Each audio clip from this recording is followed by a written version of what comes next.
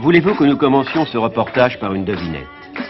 Regardez bien ces images, écoutez cette musique et devinez en quel pays cette scène se passe. Pour vous aider, je peux vous dire qu'il s'agit d'une réunion familiale, toute la parenté est réunie autour de l'aïeul. Je peux vous dire aussi que nous sommes un samedi. Avez-vous trouvé? Cette route qui longe les dunes vous emmène-t-elle dans la bonne direction? C'est son jeu. Nous ne sommes ni au Sahara, ni en Afrique du Nord. Nous sommes en Israël. La famille que vous venez de voir est une famille d'Algériens d'origine juive émigrés dans ce pays.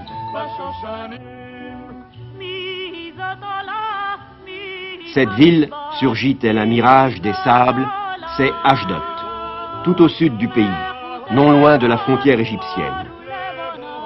Là où il n'y avait que sable, mer et vent, pousse une ville moderne de 30 000 habitants. Poussent des arbres.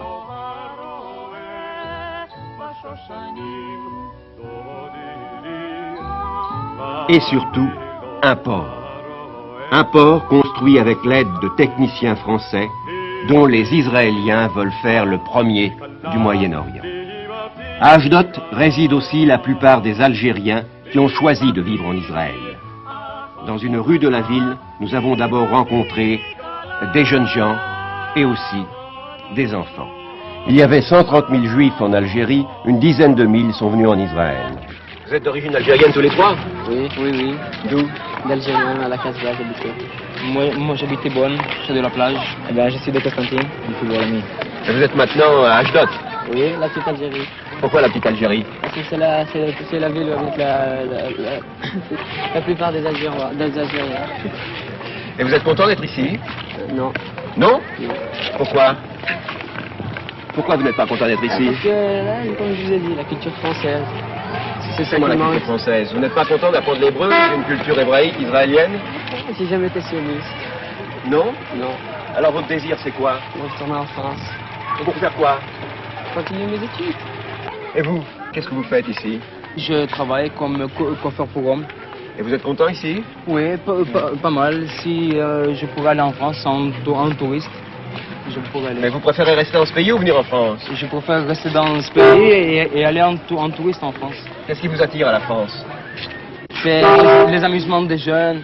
Et puis, on a un chanteur pied noir là, à Paris, qui s'appelle Henri Comassès. Je l'estime très bien, ce type-là. C'est pour ça que vous voulez venir en France en tourisme? Pour le voir aussi à lui. Oui. Et vous? Ben, ça fait exactement depuis 61 que je suis en Israël. Je suis venu directement à Ashdod. Je suis étudiant ici en Israël. Vous êtes heureux ici en Israël? Je suis très heureux, c'est exactement le contraire de mes autres copains. C'est vrai? Je suis vraiment très heureux. Vous n'avez pas du tout l'intention Ça a été un peu difficile de m'adapter, mais depuis que je me suis adapté ici en Israël, ça va très bien. Ceux qui parlent français lèvent la main là. Vous parlez tous le français? Oui. Et ici tu apprends l'hébreu? Tu parles aussi bien l'hébreu que le français? Non, les deux. Les deux. Et toi? Tu parles aussi bien l'hébreu que le français?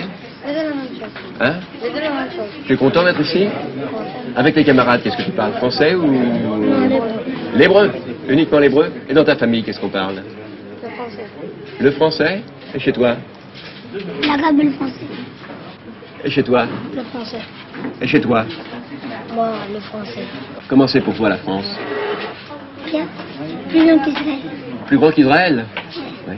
Ce sont des amis qui sont en France? Oui. Et pour toi, comment c'est la France? C'est mieux qu'Israël. Pourquoi mieux? Parce que c'est plus grand et c'est plus beau. Tu crois? Non, Israël, c'est plus beau. Qu'est-ce que tu dis? Israël, c'est plus beau. C'est vrai, mais tu connais la France? Oui. Tu aimes la France aussi? Mais tu penses qu'Israël c'est plus beau? Le samedi, Shabbat, est jour de repos en Israël. Et comme il fait chaud, on descend à la plage. Venez par là. Allez, bougez de là-bas, vous autres, bougez-vous. Vous êtes en train de gêner la circulation. Vous gênez la circulation, bougez de là, je vous prie. Hein. Passez là devant. Allez-y, allez-y, monsieur. Allez-y. Bougez.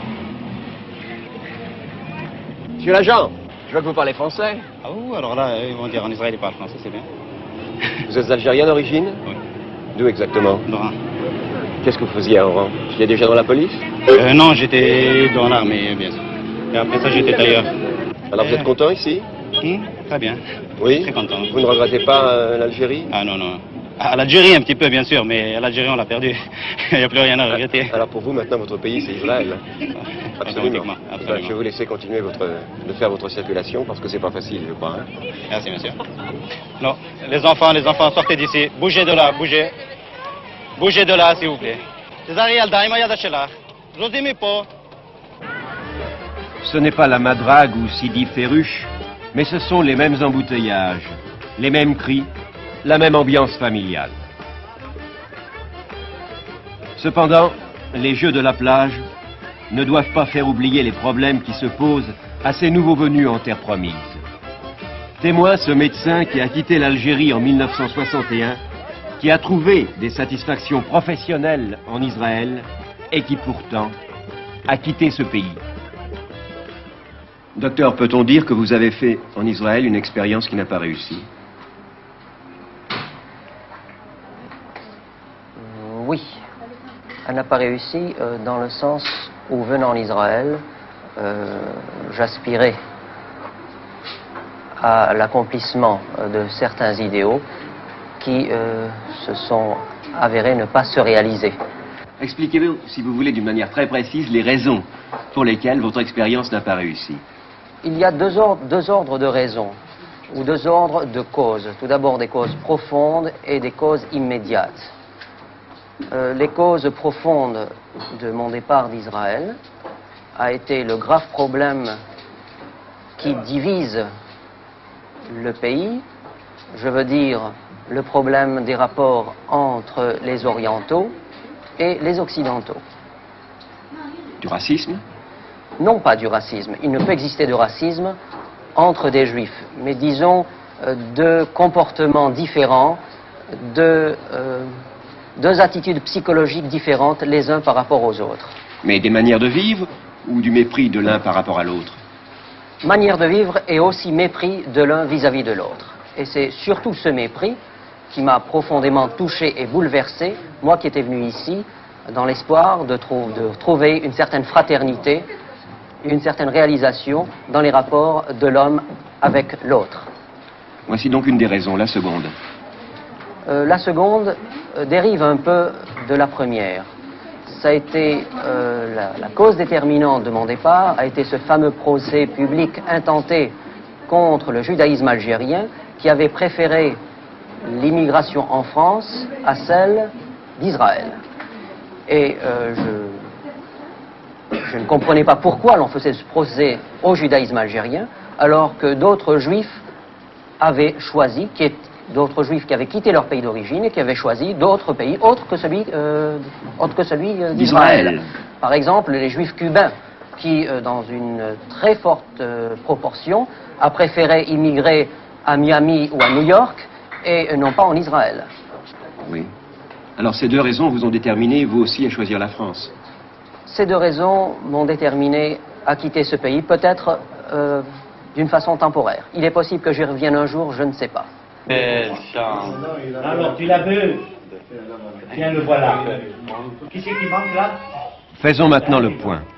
Asseyons-nous à cette table, non pas pour jouer aux cartes, mais pour parler un peu avec l'un des leaders de la petite Algérie d'Ashdod. Qui a joué là? Moi, je n'accepte pas.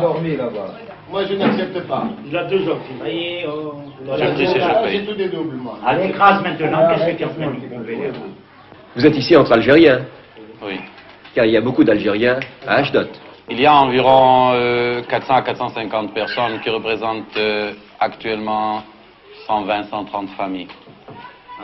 Il y a 3 ans de ça, lorsque je suis arrivé à Ashdod, nous étions 384 familles. Je tiens ce renseignement pour la bonne raison que moi-même étais occupé de ce recensement lorsque le gouvernement français avait décidé d'allouer les indemnités aux Algériens résidant en Israël, et chose qui ne s'est pas faite jusqu'à aujourd'hui. Mais pourquoi la plupart d'entre eux sont-ils repartis maintenant? Car il y a une différence importante entre ceux qui étaient au début et ceux qui sont maintenant. Il y a plusieurs raisons. Les départs se sont produits, la majeure partie des départs s'est effectué vers fin 62, lorsque la situation était plus claire. Il y a d'autres raisons, des raisons familiales et sentimentales, et une raison secondaire peut-être, c'était l'histoire des indemnités. Vous pensez qu'il n'y a pas d'autres raisons? J'ai ouï dire qu'il y avait des raisons, disons, de discrimination ici.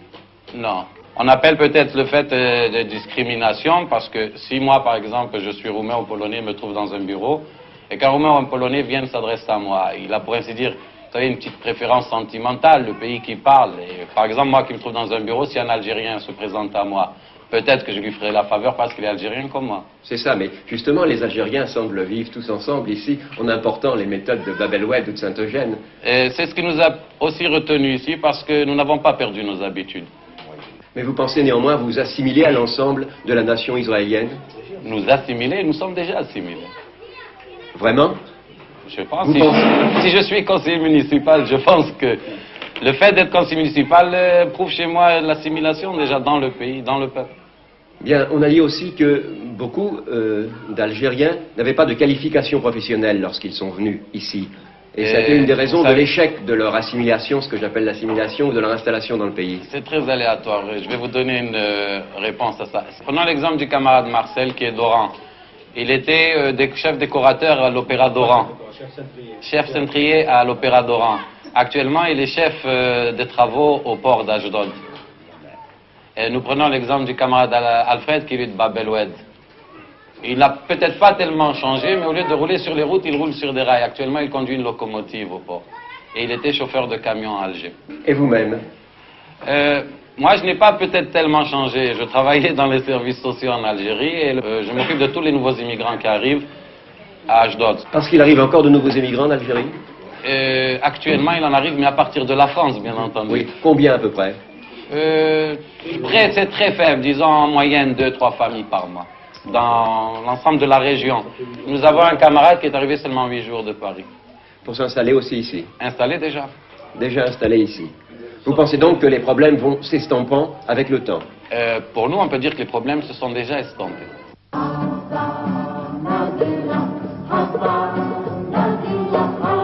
Les problèmes s'estompent. Comme le sable. Le sable qui laisse la place aux pierres des constructions neuves.